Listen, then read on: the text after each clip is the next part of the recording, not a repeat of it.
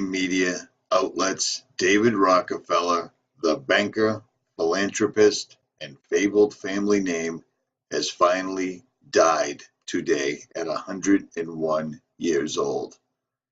Imagine that, after all the heart transplants, after all the horror, this guy giving the land so they could build the UN in the United States, all the atrocities under this family's name, apparently, according to them, he's finally died. Tonight we began with a conversation with David Rockefeller on the occasion of the publication of his memoirs. I felt that I had had an unusually interesting life.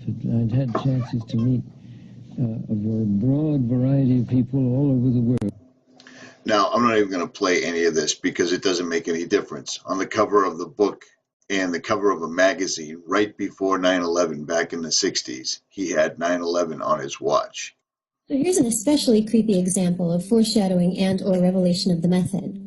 I bought this magazine back in 2012 off of eBay because it's David Rockefeller, the man who more than anyone made sure that the Twin Towers got built so that he could destroy them with people inside. And it's shortly after construction began, so I thought there might be some interesting, sneaky revelation of the method style language in the article. Then I noticed that he has the hands of his quite visible watch set at 9 and 11.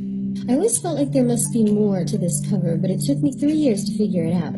As you can see, he's sitting in the window of his office in 1967, 8 months after the groundbreaking for the building of the World Trade Center, with the hands of his watch set at 9 and 11, like I said. 9 and 11 on clocks was one of their favorite ways to foreshadow the upcoming date of their mass murder. They did this in many movies, television shows, and even commercials in the lead-up to 9/11. Either the hands are pointing almost exactly at 9 and 11, or it's 11 minutes after 9.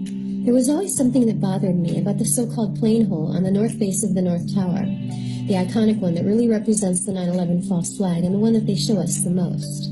I knew it was an important shape and angle for Rockefeller, and he knew well in advance exactly what he was going to make sure that it looked like. After all, it appears on the $10 bill back in the 1990s series, along with all the other scenes from 9/11 laid out in perfect order on the bills. This is also one of the first things that showed me that there were no planes used on 9/11. Now, I have links to all of this on my channel. You can follow all this stuff back. This one person dying, I wish it was the start of all of them leaving this earth, but unfortunately, that's not the case. Rockefeller is just like another version of Soros, and it warms my heart knowing that this person should be finally facing judgment. At any rate, Rockefeller has died. It looks like one for the good guys, if this is true. At any rate, Richie from Boston. I made this very quickly, so I apologize, but it is what it is. I got a busy day today. I'm out.